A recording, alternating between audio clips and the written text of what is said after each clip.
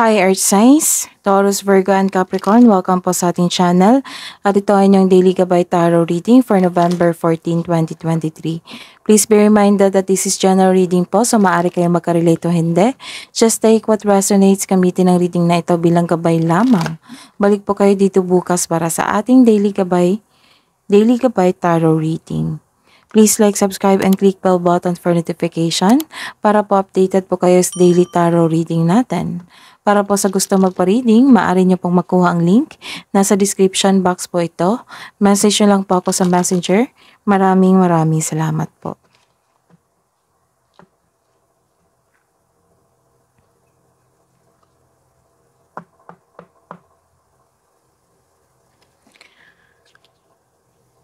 Spirits guys, ano po ang ganap today para po kay Taurus, Virgo, and Capricorn? Ngayong November 14, 2023. May bagong connection dito, may bago kayong kaibigan. Ang inyong kaibigan at inyong family is full support sa inyo. Maaari rin kasamahan nyo to sa trabaho or inyong boss. Nagkaroon ng loyalty dito. And makatanggap ka ng mensahe, news. Nagkaroon ng communication. Maaring sa bagong connection na ito, no, friendship. And mag-ingat po kasi may nakita akong pagtatapos dito. Pagkawala ng isang bagay, ng isang tao, you are sad. Ayun. So, mag-ingat po. Spirits guys, masahin niyo po para kay Taurus, Virgo, and Capricorn ngayong November 14, 2023. Loyalty, loyalty, loyalty. So, this is the confirmation, clarification of your first card here. Nagkaroon po ng loyalty. Nagkaroon ng loyalty, nagkaroon ng bagong connection dito, friendship. Nagkaroon din ng self-care po. And renewal. Nagkaroon ng renewal. You are healing. Nagkaroon ng healing. Nasa healing process ka pa po. And some of you maybe nag-vacation ngayon or nag-take rest. Maybe nag-day off kayo.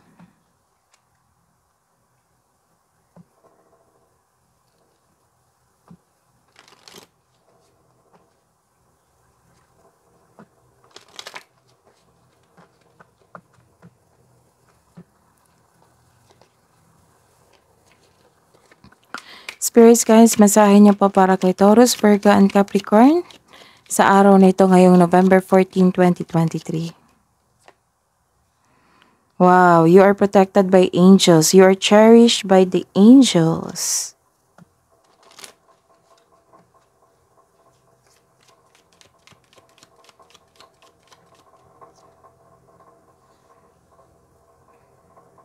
Shout out to the heavens with happiness.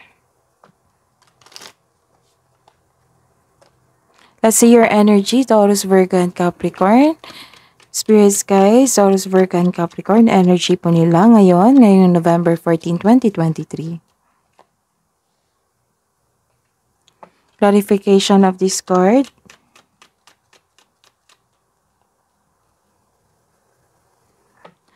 Career and money po ni Taurus, Virgo, and Capricorn ngayong November 14, 2023. Clarification po sa reverse card.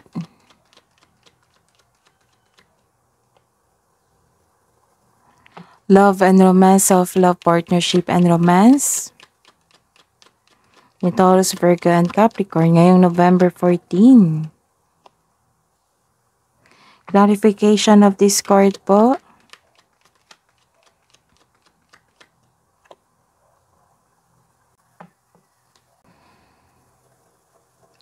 Sa araw nito, ngayong November 14, 2023, para po kay Taurus, Virgo, and Capricorn, nagkaroon ng truth seeking dito. Nagkaroon ng paninindigan. Kayo po ay matalino, diretsyo, at may opinion. May palaging opinion or new ideas. Panahon na, ito na po yung panahon na Panahon na para umaksyon kung alam mo nang nasa tama ka. So this card ay sumisimbolos ng katapangan at confidence. This card tells you to be careful sa mga ginagawa at pinipiling desisyon. Sa clarification po, this is a reverse card. Nagkaroon po dito ng abusive of power or bullying. This is a reverse, this is the confirmation po na magdahan-dahan lang po kasi nagkaroon po ng abusive of power dito eh. May taong hindi marunong magpahalaga sa kanyang trabaho, sa kaperahan o sa kanyang sarili. May kakilala kang abusive sa power, sa sitwasyon ba? Holding grudges or acting like a bully. Kaya hanggat maaga, iwasan mo na itong taong ito. And sa buhay, karera at sa kaperahan, this is a reverse card also. Nagkaroon po ng restlessness. Pagod kayo. You are avoiding self-reflection din. Walang pahinga, ayaw mo ring magpahinga. Wala kang tulog, ayaw mo ring matulog. Hindi po kayo kampante ngayon. Nagtatago po kayo instead of facing the reality.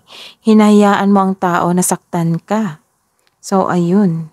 This is the clarification talaga na may alitan dito. So, ingatan ang inyong sarili. And this is a reverse card also. Sa buhay, kapareha at sa kaperahan, relationship lang talaga ang problema dito eh. Relationship sa inyong boss, sa inyong katrabaho, sa workplace. Nagkaroon ng weakness dito eh kasi nagkaroon ng alitan. Mag-ingat sa taong manloloko o self-centered na tao. This is a sign na may toxic kayong kasama na lalaki or kayo po ito or yung ka-argument nyo po. Ka-argue nyo po. So, matigas ang kanyang ulo. Mabilis din siya mag-react or defensive po siya na tao. Ayun, mag-ingat po kasi sa kanya kasi very toxic po ito na tao. So, ito yun. Nagkaroon kayo ng problema sa isang relasyon sa inyong kapwa, workplace, sa workplace pa ito, sa boss, sa inyong kapareha, sa inyong kasamahan sa work. Pero this is a clarification eh. Ito yung sa career mo, may kaalitan ka, may kaaway ka.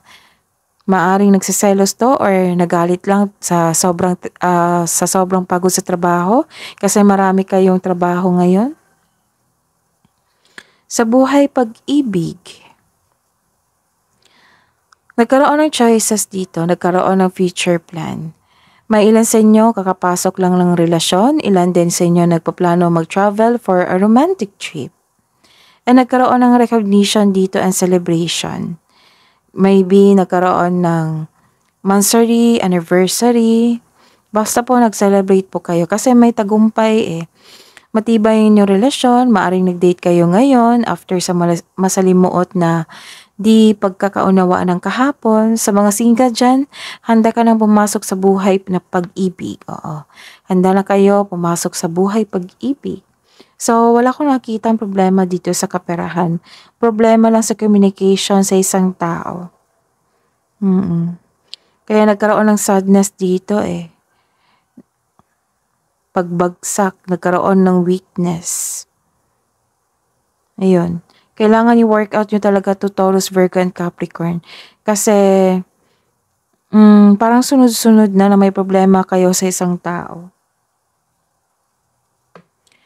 Hidden truth, anong iniisip mo, anong iniisip niya? Para po sa mga single, Taurus, Virgo, and Capricorn, spirits guys, ngayong November 14, 2023. You speak to me through music.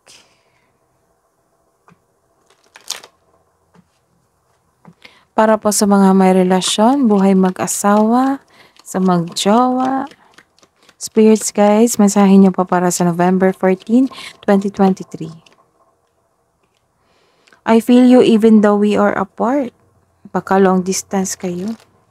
Or, ayun, baka long distance kayo or nagkaroon pa kayo ng tampuhan dito. Pero don't worry kasi may nakita ko celebration dito or pagkaayos. Love advice po.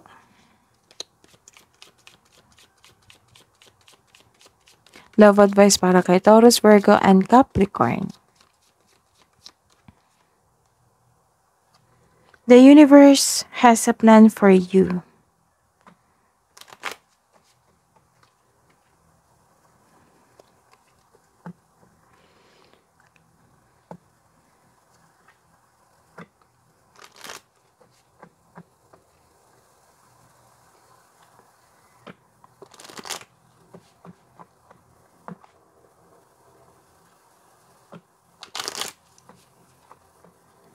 Spirits guides, message nyo po para sa mga single. Self-care message nyo po.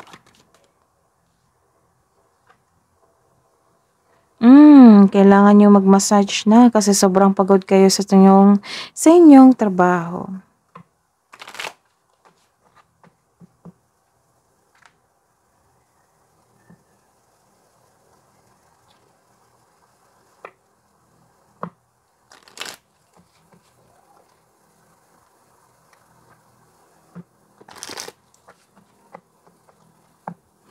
Love advice po para sa mga may relasyon, buhay mag-asawa, sa mag-jowa, sa couple natin, spirits guides, para po kay Taurus, Virgo, and Capricorn ngayong November 14, 2023.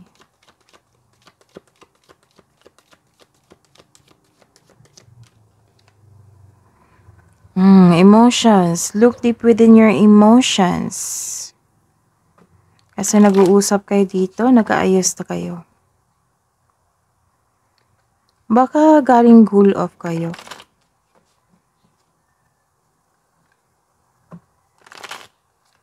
May problema talaga kayo sa kabuhay, karera nyo. So, ayun. Spirits guys, message nyo pa po para sa mag-asawa, sa couple natin, sa mga may relasyon na Taurus, Virgo, and Capricorn ngayong November 14, 2023. True love. True love comes when you least expect it.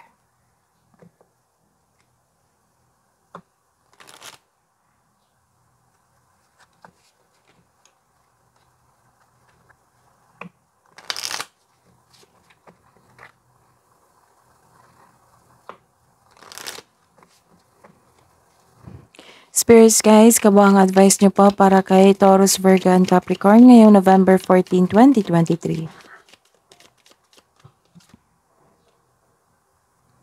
Fairness. This situation will be handled in a fair and just manner. Nagkaroon ng judgment dito. So, ayun. Kasi nagkaroon ng alitan dito eh. So, ayun. Nagkaroon na ng judgment. Fairness po daw. Kabang advice niyo po, spirits guys, para po kay Taurus, Virgo, and Capricorn ngayong November 14, 2023. Peace. You're healing, you're at peace. Oo. Ayun.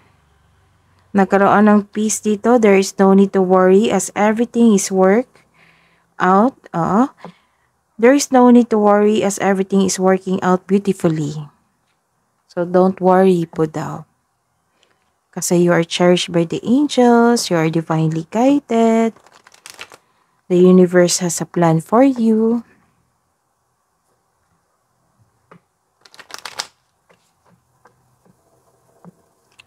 Spirits guys, mensahe niyo po para kay Taurus, Virgo, and Capricorn. Spirits guys, angels, archangels, guardian angels, para po kay Taurus, Virgo, and Capricorn ngayong November 14, 2023. Message from Archangel Raziel. Use your God-given power and intention to manifest blessings into your life. So, sa mga hindi pa nag-manifest dito, mag-manifest po kayo. Kasi posibleng mag-grant po yan.